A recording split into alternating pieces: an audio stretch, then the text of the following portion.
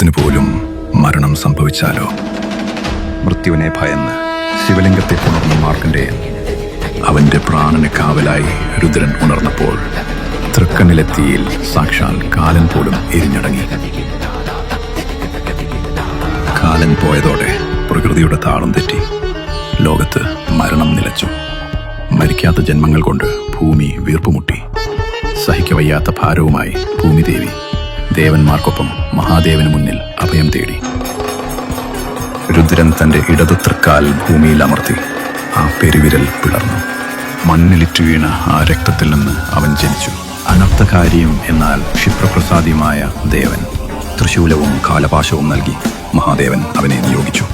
കാലനില്ലാത്ത ലോകത്ത് കാലന്റെ കർമ്മം ചെയ്യാൻ പിറന്നവൻ. മരണസമയത്ത് ജീവനെടുക്കാനെത്തുന്ന ശിവാംശജാതൻ ഗുളികൻ. ഈ യാത്ര തുടരാൻ നിഴൽക്കഥ എന്ന ഈ ഏട് കൂടെ കൂട്ടുക. ലൈക്ക് ചെയ്യുക, സബ്സ്ക്രൈബ് ചെയ്യുക.